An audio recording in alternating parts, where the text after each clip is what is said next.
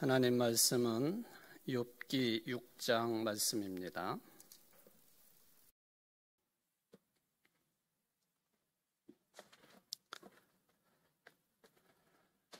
욥기 6장 전체를 교독하겠습니다. 1절부터 30절까지입니다. 나의 괴로움을 달아보며 나의 파멸을 저울 위에 모두 놓을 수 있다면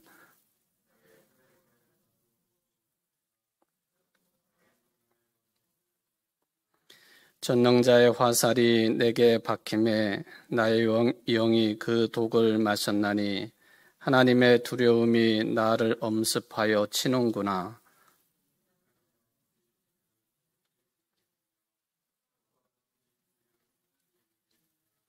싱거운 것이 소금 없이 먹히겠느냐? 달게 알 흰 자위가 맛이 있겠느냐?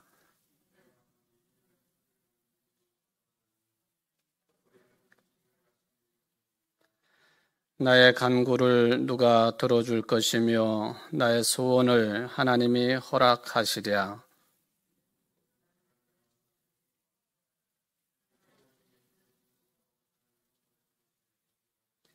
그러할지라도 내가 오히려 위로를 받고 그칠 줄 모르는 고통 가운데서도 기뻐하는 것은 내가 거룩하신 이의 말씀을 거역하지 아니하였음이라.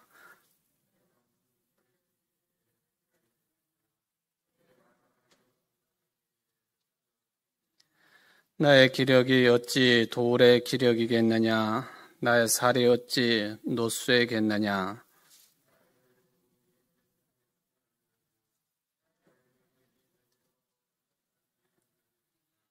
낙심한 자가 비록 전능자를 경외하기를 저버릴지라도 그의 친구로부터 동정을 받느니라.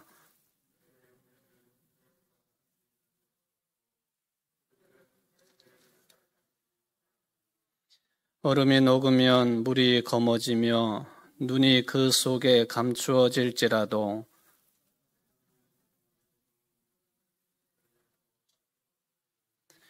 대상들은 그들의 길을 벗어나서 삭막한 들에 들어가 멸망하느니라.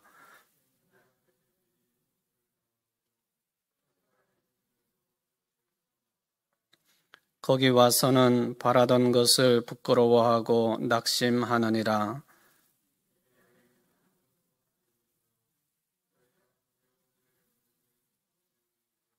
내가 언제 너희에게 무엇을 달라고 말했더냐? 나를 위하여 너희 재물을 선물로 달라고 하더냐?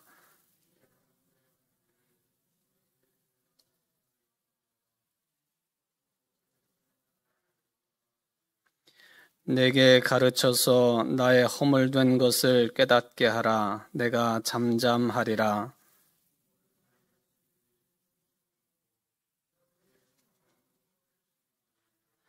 너희가 남의 말을 꾸짖을 생각을 하나 실망한 자의 말은 바람에 날아가느니라.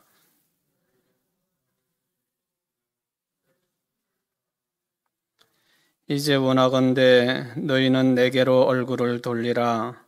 내가 너희를 대면하여 결코 거짓말하지 아니하리라.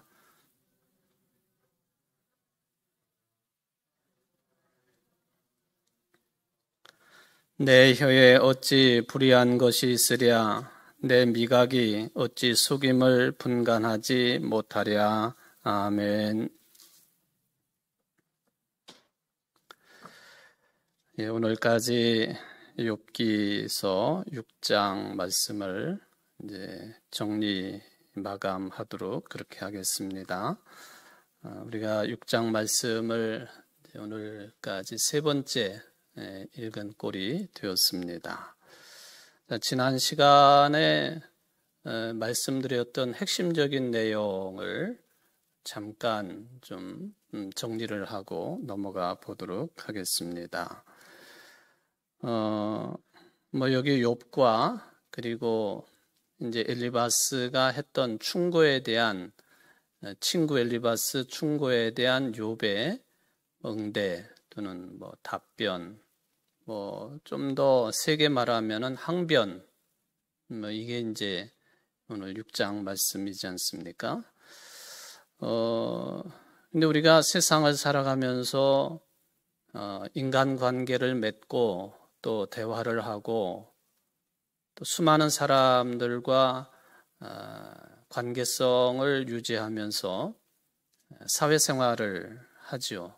세상의 삶을 살아갑니다. 근데 특히 아주 깊은 고난 가운데 있는 사람들을 대하고 저들에게 무언가를 말을 할 때에 우리가 주로 가지는 말의 태도라고 그럴까요? 이게 대부분은 지난 시간에 제가 표현을 한 것처럼 충조평판이라. 충조평판. 충이 뭐라고 그랬죠? 충고.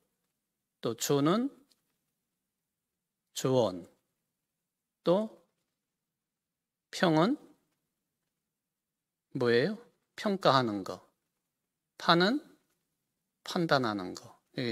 그걸 줄여서 그냥 충조평판이라 그렇게 이야기를 했죠. 특히 아주 힘든 상황에 빠져 있는 사람, 떨어져 있는 사람, 그 극한적인 모습을 지금 현재 욥이 보여주고 있지 않습니까? 욥의 고난만큼 떨어졌던 사람들이 있을까 할 정도로 욥은 엄청난 고난 가운데 지금 떨어져 있습니다. 물론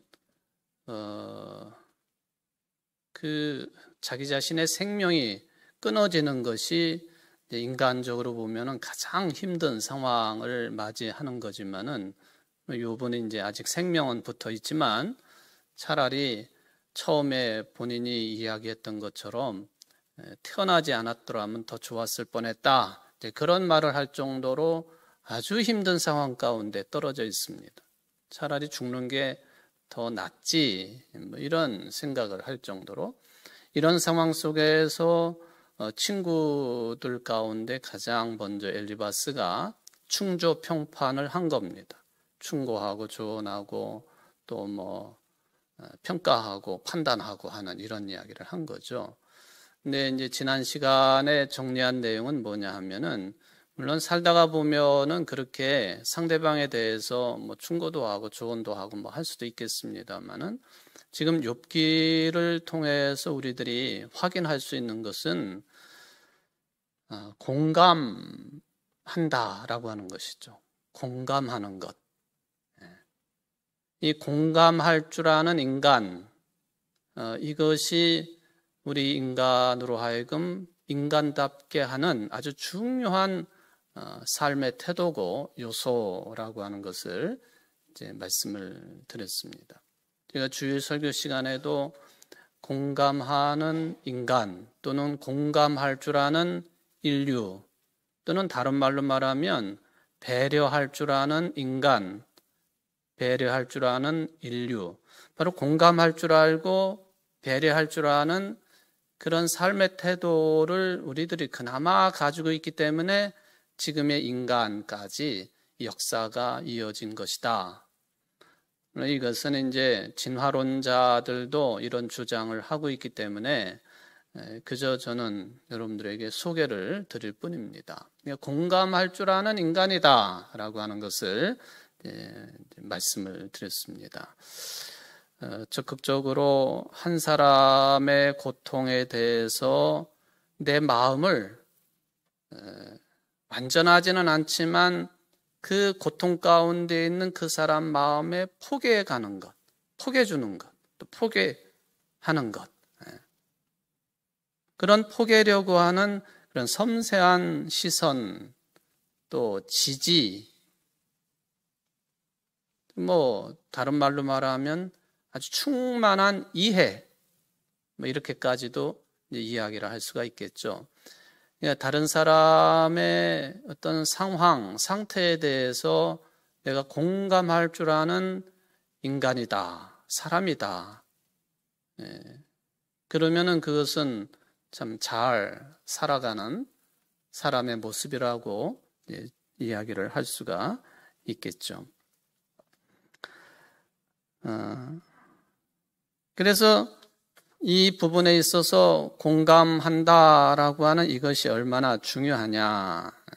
그런데 진실로 상대방의 아픔과 또 아주 그냥 힘든 상황에 떨어진 그 상태에 있는 그 상대방과 이 공감대를 형성하고 그 마음과 하나가 된다고 하는 것은 어떻게 보면은 타고난 것은 아닐 수도 있겠습니다.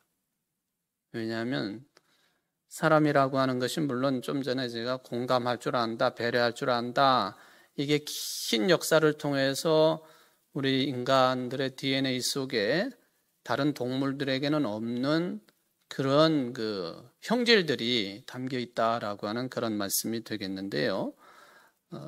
사실 갓난아기들이 자라나는 이런 모습을 보게 되면 솔직히 예수님께서 너희가 어린아이와 같지 아니하면 천국에 들어갈 수 없다라는 말씀을 하시지만은 그 애들이 실제적인 생활에 있어서는 얼마나 이기적인데요.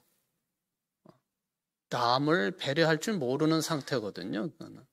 예수님의 어린아이와 같지 않으면이라고 하는 이 말씀을 우리가 다른 측면에서 이제 해석하고 바라봐야 마땅하리라고 보여집니다만은, 그러니까 처음부터 우리 인간들이 배려할 줄 알고 공감할 줄 알고 그런 능력을 타고났느냐라고 할 때에는 현실적으로 보면은 배워야 되는 거예요. 늘 훈련을 받아야 되고 또 공동체 생활을 하면서 그런 것들을 몸으로 체득하고 뭐 그렇게 깨달을 뿐만 아니라 체현할 줄 아는, 삶으로 이루어갈 줄 아는 그런 것은 배워야 되는 거예요. 배워야. 요즘에 각 가정마다 자녀들이 뭐 한 명, 뭐 자녀 없는 가정들도 이제 많아지는 그런 세태입니다만은, 아예 뭐 자녀가 없다면은 뭐 할 말이 없겠지만은 이 상대방의 아픔에 공감을 한다라고 하는 이런 측면에서 우리가 생각을 해보면 참 어려운 세상이 앞에 놓여 있다. 그렇게 보는 것이죠. 왜냐면은 뭐 부처가 태어나가지고 뭐 이렇게 몇 발짝을 뛰고는 천상천하 유아 독존이라 그런 말을 했다고 그러죠. 참 신비로운 일들이에요. 어떻게 성인들은 바로 태어나자마자 그런 말을 할 줄 아는 건지, 우리 예수님에게는 그런 건 없잖아요, 사실은. 천상천하 유아 독존이라고. 하늘 아래 뭐 땅에 사는 존재들 가운데 나는 유아 독존이라 이제 그런 말을 했는데, 이게 혼자서 하는 아이들의 특징, 이제는 뭐 완전히 일반화가 돼가지고요. 어떻게 해볼 도리가 없는 그런 상황들이 되겠습니다만은, 끊임없이 배워야 되는. 그러니까 이 사회생활을 통해서 인간관계의 폭을 넓혀가고 배운다고 하는 것이 얼마나 중요한 일인지, 그리고 우리들의 삶 자체가 일방통행이 아니라 이거는 쌍방향으로 흘러가고 이루어진다고 하는 것을 항상 이 사회의 삶을 통하여 또 세상살이를 통해서 또 많은 사람들과 대화를 하고 사귀어 가면서 공동체 생활을 하면서 이 공감대를 형성하는 이 측면은 정말로 체험하고 배워야 된다. 그러니까 이 교회라고 하는 것이 이 공동체 생활이라고 하는 큰 틀인데, 교회 생활을 잘 한다고 하는 것, 그런 측면도 절대로 무시해서는 안 되는 거예요. 교회 생활을 오래 했어도 유아 독존일 경우에는 그건 문제가 큰 거죠.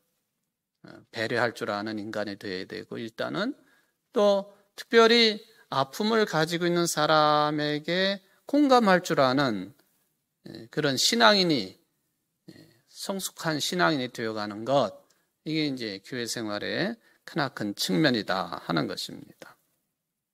그래서 저는 이 공감한다라고 하는 이 차원에 있어서 가장 완벽한 공감 또는 이 공감대를 가지고 우리 곁에 계신 분이 누굴까?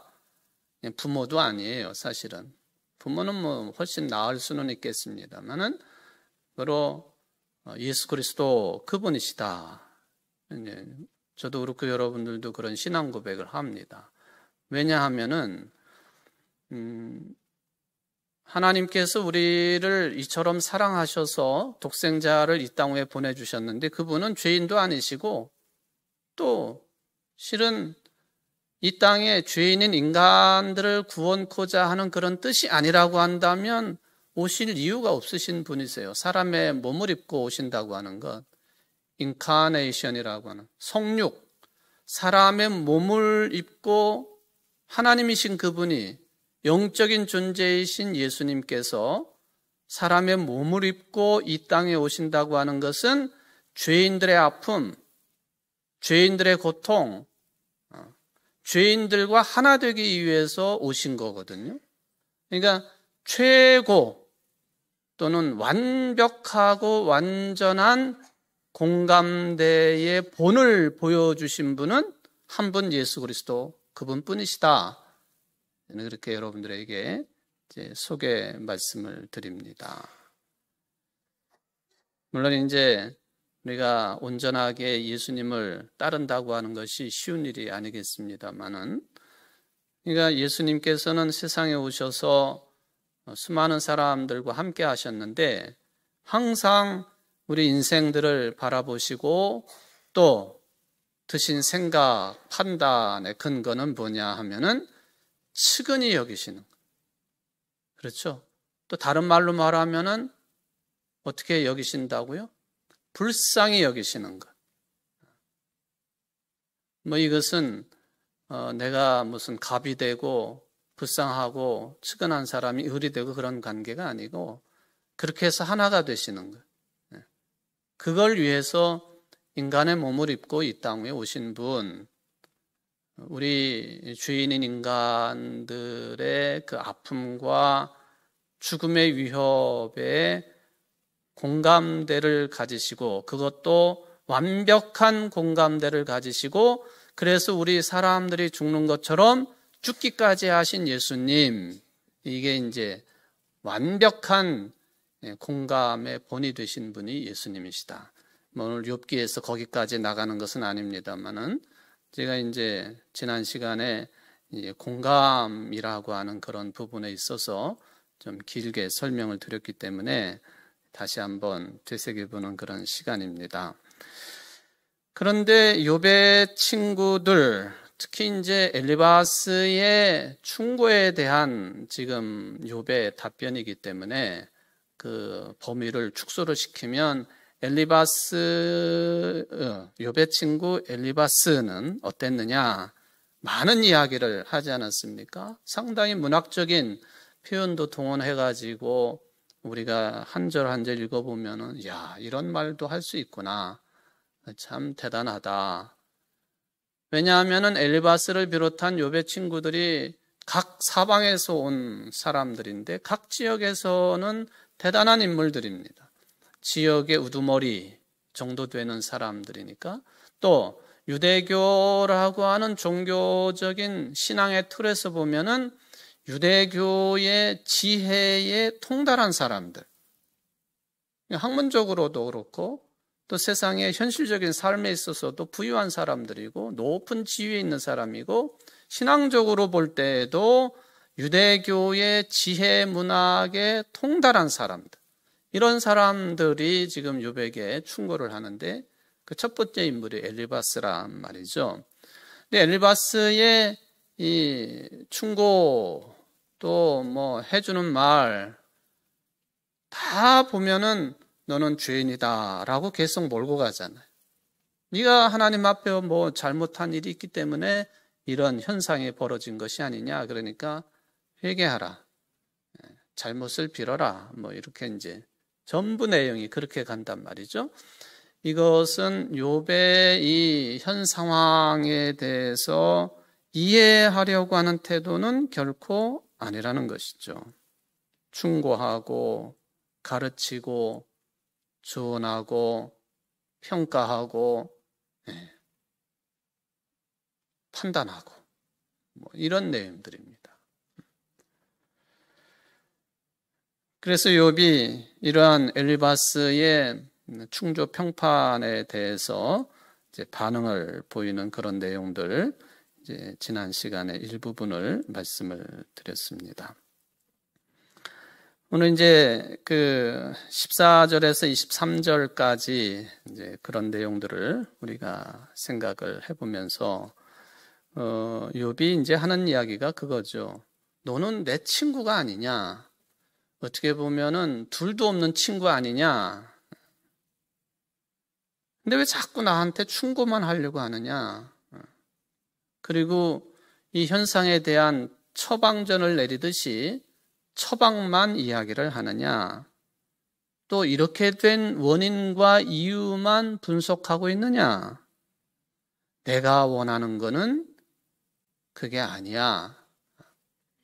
내가 정말로 원하는 건 입안에 있는 것을 꺼내서 같이 나누어 먹을 정도의 가까운 친구인 너에게 내가 정말로 원하는 것은 그게 아니야. 그냥 내 처한 입장 이대로를 그냥 이해해 줬으면 좋겠어. 이게 14절부터 23절까지도 이제 욥이 문학적인 표현을 통해서 드러낸 그런 심정이라고 볼 수가 있겠습니다. 오늘은 이제 그 뒤에 24절부터 30절까지 마지막 네 번째 단락 내용을 좀 거의 비슷한 흐름이기는 하겠습니다만은 살펴보도록 하겠습니다. 결론적인 내용이 되겠습니다. 여기 23절까지가 문학적인 표현이었다 그런다고 한다면 24절부터 30절까지는 결론이기도 하지만 욥이 자신의 입장을 드러내는데 좀 더 강력한 표현법 또는 강력한 뜻으로 자기 자신의 입장을 드러내주고 있다 하는 겁니다. 욥이 자기의 생각을 좀 아주 솔직하게 표현을 합니다. 자, 24절을 한번 보도록 하겠습니다. 내게 가르쳐서 나의 허물된 것을 깨닫게 하라. 내가 잠잠하리라. 나에게 좀 이렇게 좀 말을 해달라. 내가 정말 잘못한 것을 내가 스스로 깨달을 수 있도록 그런 종류의 말을 해달라. 그러면 내가 입을 다물겠다. 그 얘기예요. 이제 지금 오늘 이 6장 가지고 세 번째 내용을 살펴보고 있는데 이제 제목 자체가 욥의 의에 관한 제목을 가지고 있지 않습니까?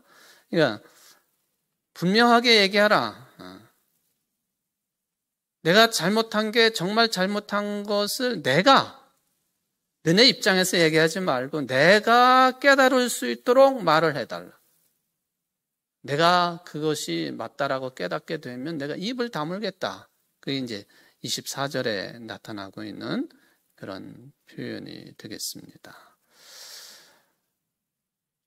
엘리바스가 한 말에 대한 대답이기 때문에 자네 엘리바스가 하는 말은 내가 죄가 있기 때문이든지 또는 하나님께서 나를 단련시키시거나 또 신앙적으로 훈련을 시키시고 교육을 시키실 뜻으로 하나님이 징계를 내리셨다고 하는데 똑같은 말이에요. 나 아직 거기에 동의할 수가 없어. 동의할 수가 없어. 네가 한 말, 하나님이 지금의 이 현상에 대해서 하나님의 신앙적인 교육, 훈련, 단련을 위해서 그렇게 말했니? 또 죄가 있어서 내가 이렇게 당하고 있다고 표현을 했니? 나 아직 거기에 동의할 수 없어. 이 말은 좀 전에 제가 표현한 것처럼 아직 욥이 이런 표현, 이런 말을 가지고는 깨달을 수 없는 상황이다 하는 그런 이야기. 그러니까 내가 깨달을 수 있도록 얘기해봐라. 그런 유대교의 일반적인 지혜론만 가지고 나한테 얘기하지 말아라. 제발 내가 깨달을 수 있도록 얘기해 주면 내가 입을 다물고 있을게. 이제 그런 이야기죠. 25절 가보면은 옳은 말이 어찌 그리 고통스러운고 너희의 책망은 무엇을 책망함이냐. 실제적으로 저도 그렇고 여러분들도 실생활을 하면서 이 25절에 처음 나온 이 표현 있잖아요. 옳은 말이 어찌 그리 고통스러운고. 제가 지금 1장부터 여러 차례 이런 유의 표현을 사용하지 않습니까? 다 맞는 얘기예요. 다 맞는 얘기. 옳은 말.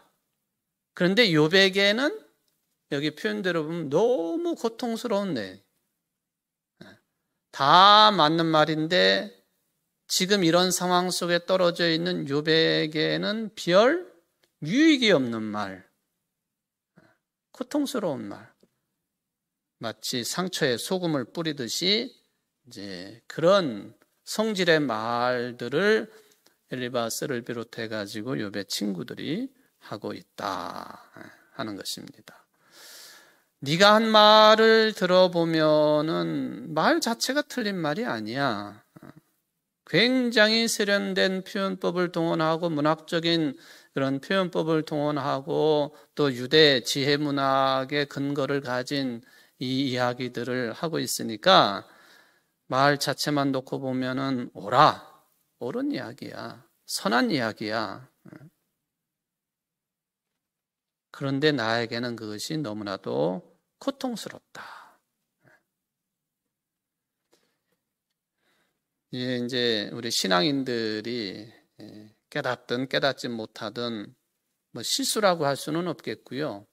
이런 대화를 하는 경우가 참 많아요. 참 많습니다. 뭐 제일 그런 실수의 괴수는 목사들이죠. 교인들과 상담을 한다든지 어떤 신앙적인 뭐 이야기를 한다든지 할 때에 목사가 사실 그런 말 하는 적 있습니까? 여러분들 그 설교하는 사람들이 나쁜 말 하던가요? 나쁜 말 하는 목사들도 많아요, 우리나라. 요즘에 텔레비전 나오는 사람들 보면은 이상한 소리, 논리도 맞지도 않고 억지를 부리고, 그리고 위로의 그런 그 선지자 역할을 해야 될 사람들이 위로가 아니라 그냥 국민들의 속을 박박 긁어놓는 그런 사람들도 참 많죠. 그냥 나쁜 말 하는 사람들이 없다 하는 것은 제가 좀 취소를 해야 되겠어요. 그냥 저를 기준으로 한번 얘기해 보면, 이건희 목사가 여러분들에게 나쁜 말 하던가요? 뭐 제가 모르는 사이에 받아들이는 입장에서 그렇게 받아들인 분들도 계셨으리라고 보여집니다. 제가 이제 은퇴할 때쯤 되면은 그거에 대한 사과의 말씀을 좀 드려야 되겠죠. 저는 아직 잘 모르겠어요.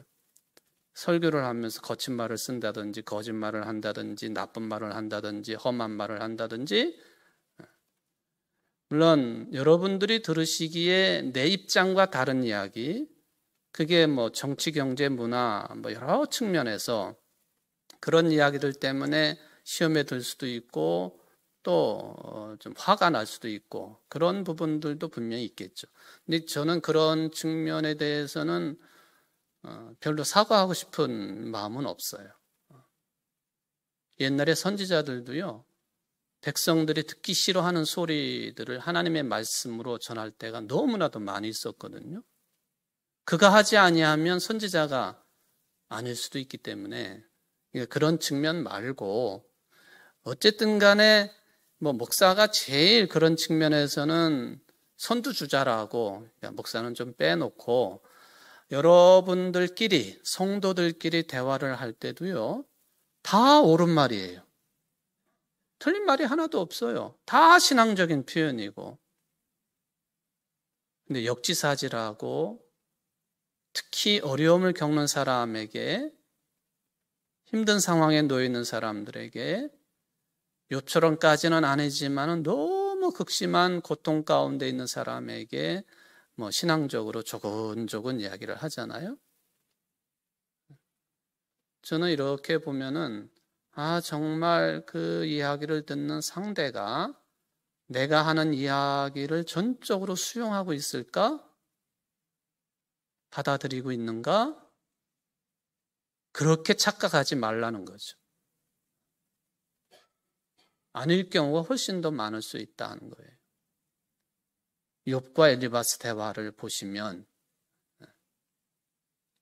나는 내가 한 말은 다 성서적이고 근거가 있고 내 신앙의 체험에 따라서 나온 말들이에요. 상대방은 그 말이 엄청난 고통으로, 아픔으로 그게 가슴에 비수가 꽂히듯이 꽂힐 수 있다 하는 것이죠. 제가 지난 시간에 그 정신심리학자 어느 분 이야기를 좀 말씀을 드렸잖아요. 그분이 내놓은 책 제목 자체가 당신이 옳다. 당신이 옳다. 어쩌면은 고난 가운데 있는 분이 뭐 이런저런 말씀을 하시잖아요. 그럼 사실은 제일 오늘 결론도 마찬가지입니다만은 제일 바람직하고 또 신앙적인 태도로 같이 대화하는 그 내용이 뭐가 제일 좋을까? 당신이 오라. 맞아. 그렇지. 그 정도가 아닐까 하는 것이죠. 무슨 뭐 설교의 흐름이 왜 그래요? 좀 이렇게 딱 그런 거는 먼저 깨달은 사람이 또 신앙이 좀 깊다고 판단되어지는 사람이 충고도 하고 뭐 판단도 하고 조언도 하고 하는 것이죠. 뭐 그것도 우리의 일상생활에서 당연히 벌어지는 현상들입니다만은 욥기를 가지고 우리가 공부할 때에 배워야 될 태도는 이거다 하는 것이죠. 공감하는 거, 공감.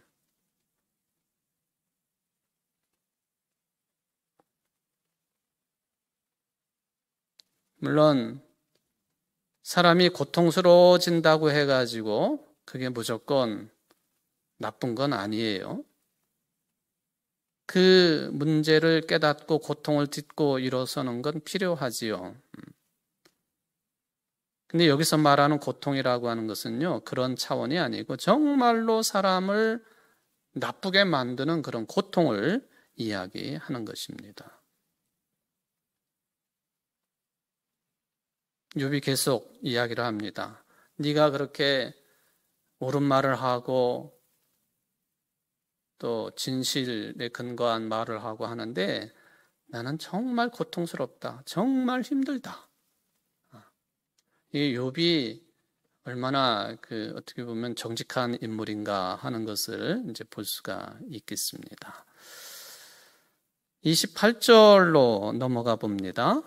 이제 욥과 엘리바스가 이런 대화를 하는데 엘리바스뿐만 아니라 욥의 다른 친구들하고의 관계도 마찬가지입니다. 그러니까 욥이 계속해서 자기의 의의를 드러내듯이 그런 말을 하니까 욥의 친구들이 얼굴을 돌린 것 같아요. 상종하고 싶지 않다 이거죠. 저런 무식한 놈. 저런 지금까지는 그래도 뭐 유대교 뭐 신앙적인 배경이나 이런 거에 꽤 똑똑한 사람인 줄 알았고 우리랑 뭐 거의 대동소이한 그런 신앙관을 가진 사람인 줄 알았고 그랬는데 지혜로운 사람인 줄 알았더니 이게 하는 말 응대하는 태도나 내용을 보니까 이거 참 상종하기 어려운 놈이네. 이제 그런 이야기를 여기 28절에서 우리가 볼 수가 있습니다. 28절을 보면요. 이제 원하건대 너희는 내게로 얼굴을 돌리라.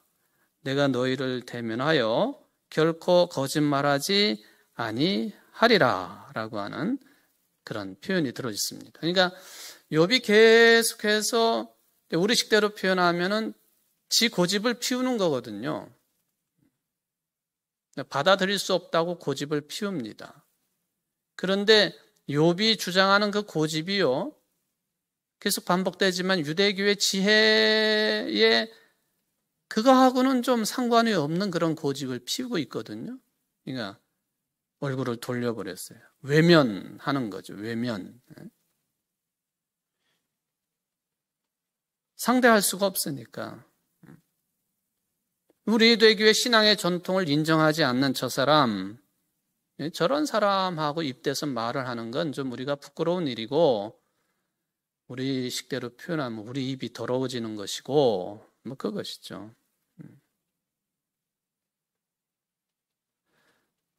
이 사랑하는 친구 욥이 얼마나 극심한 고통을 겪었으면은 이게 좀 판단력이 완전히 흐려지고 그리고는 땅에 떨어진 것 같다.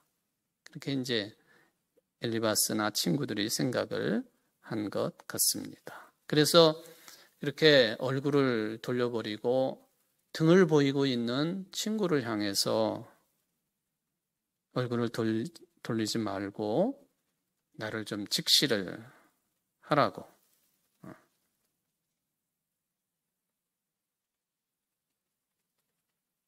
그렇게 이제 정색을 하면서 친구들에게 자기 입장을 표현을 해주고 있습니다.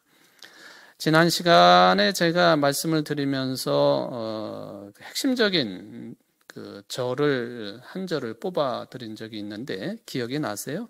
6장 오늘 24절부터 이제 구체적으로 들어가고 있는데 24절 이전에 가장 핵심적인 절로 제가 말씀드렸던 절이 하나 있어요. 몇 절일까요? 10절. 이제 기억나실 거예요. 10절 같이 한번 읽어봅시다.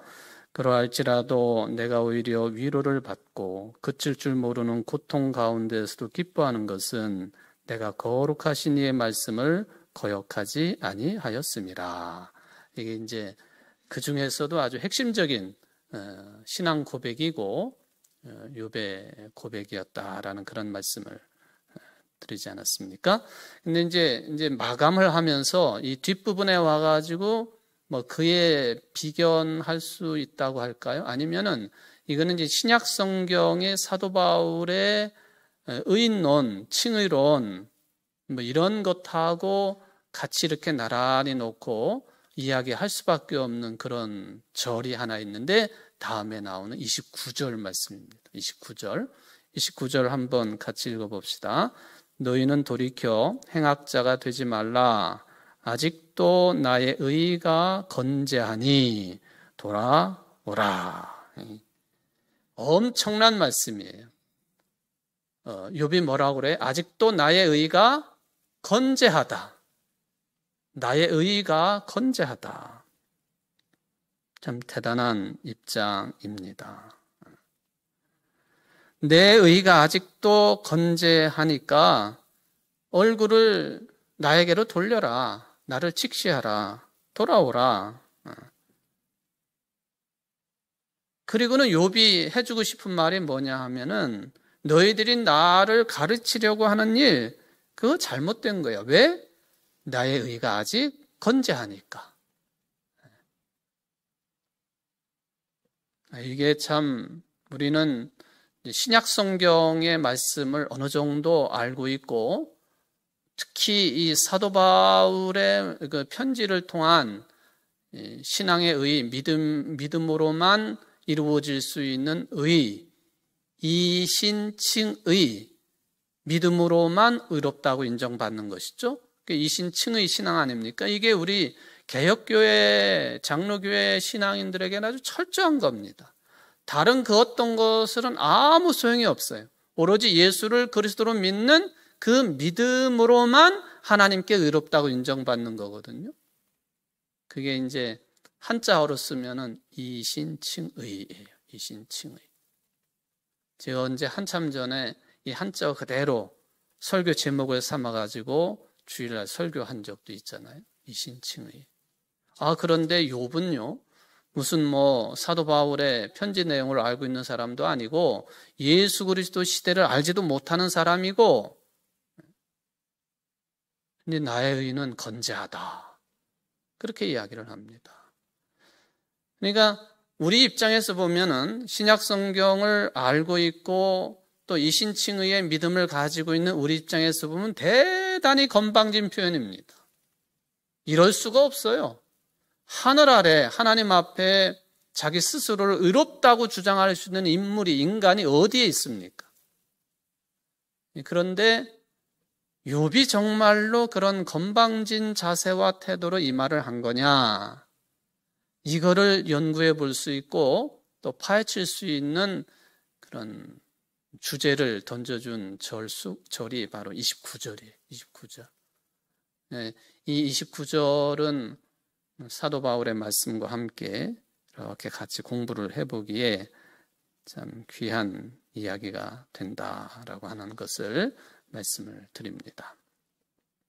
나는 여기서 말하는 이제 의라고 하는 것은요, 하나님 앞에 의롭다. 잘못한 게 없다는 거예요. 마치 성전에 들어가서 두 사람이 기도를 하잖아요. 하나는 바리새인이고 하나는 세리주인이 이제 기도를 할 때에 다 잘한 것만 이야기해요. 바리새인 다 뭐 이것도 잘했고 저것도 잘했고 뭐 잘못한 게 하나도 없어요. 다 기쁨으로 하나님 앞에 또 사람들 앞에 자기가 한 것에 대해서 쭉 나열을 하잖아요. 근데 예수님은 그 바리새인의 기도를, 그 신앙을 인정하지 않으셨어요. 나는 죄인으로서이다. 나를 불쌍히 여기소서 하는 그 죄인을 예수님은 인정하시지 않습니까? 근데 여기 욥은요, 나 정말로 손톱만큼도 잘못한 게 없습니다. 지금 그렇게 이야기를 하고 있는 것처럼 비추어집니다. 근데 비추어진다 제가 말씀을 드렸는데 어떤 사람들이 만약에 욥이 참 그렇게 건방진 신앙인이었다라고 해석을 한다면 그건 참 잘못된 해석입니다.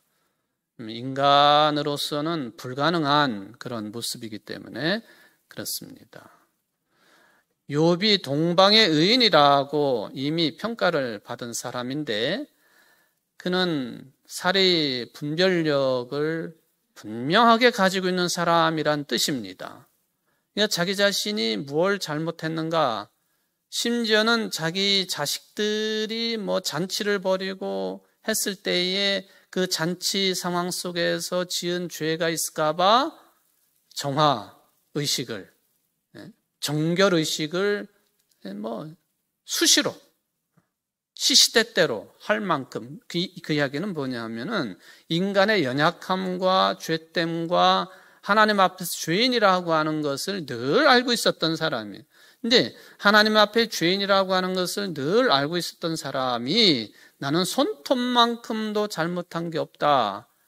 이거를 그냥 말 표현 그대로 받아들여 가지고 이 건방지고 교만한 사람이라고 하는 평가는 잘못된 것이다 하는 거예요.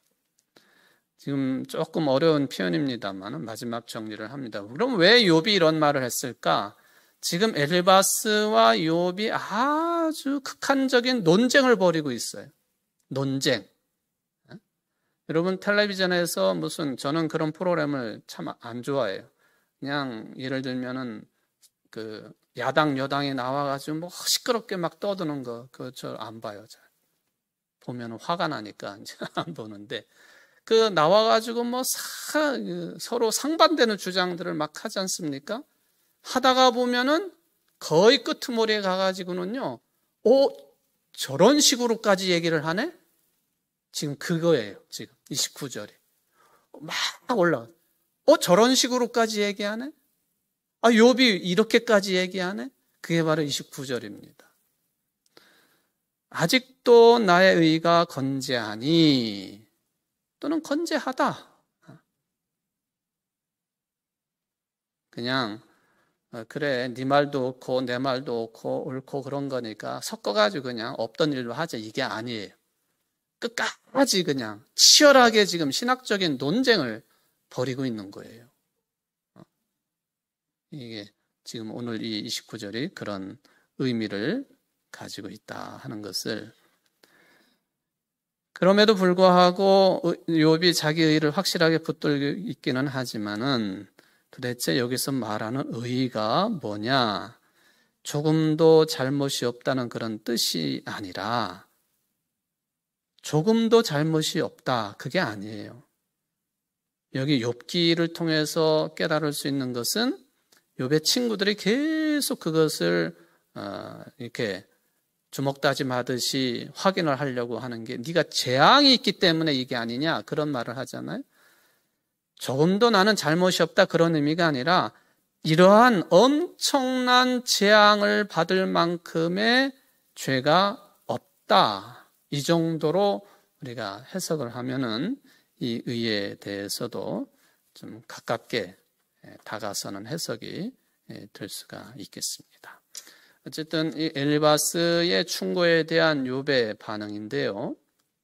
그저 엘리바스도 그렇고 욥의 친구들도 그렇고 또 우리들도 뭐 신앙적인 대화를 한다 할 때 특히 고난 가운데 있는, 엄청난 고통 가운데 있는 교인들이나 이웃들과 대화를 할 때 그래, 맞아, 오라, 그런다고 해가지고 내 이야기를 듣는 사람이 잘못된 길로 갈까? 그런 걱정 안 하셔도 될 것 같아요. 특히 아픔을 당하고 있는 사람에게는 맞아. 여러분들 그렇게 좀 고차원적인 대화를 할 수 있는 여러분들 되시기를 간절히 바랍니다. 기도하십시다. 고마우신 하나님 아버지, 감사를 드립니다. 오늘 욥기 6장 말씀을 통해서 욥이 아직도 자기 자신의 의의가 건재하다고 마치 교만한 사람처럼 엘리바스에게 이야기를 합니다. 그러니까 나에게 돌렸던 얼굴을 다시 나를 직시하라고 요청을 합니다. 내가 이러한 엄청난 재난을 받을 만큼의 죄를 지었는가? 이 점에 대해서 욥은 계속 질문을 합니다. 또 우리들도 욥처럼 질문을 합니다. 또 욥과 엘리바스가 대화를 한 것처럼 우리들도 참 고난 가운데 있고 힘든 상황 속에 있는 성도들과 친구들과 이웃들과 대화할 때가 많습니다. 어떻게 대화를 하는 것이 상대방의 마음을 평안케 하고 또 옳은 대화인지 항상 진지한 태도를 가질 수 있도록 도와주시고, 무엇보다도 예수님께서 인간의 몸을 입고 이 땅에 오시는 완벽한 공감의 주인공이 되셨던 것처럼 우리가 그런 삶을 살아가려고 열심히 노력하고 애쓰는 우리 청주제일교회 모든 성도들이 될 수 있도록 은총을 내리워 주옵소서. 예수님의 이름으로 기도하옵나이다. 아멘.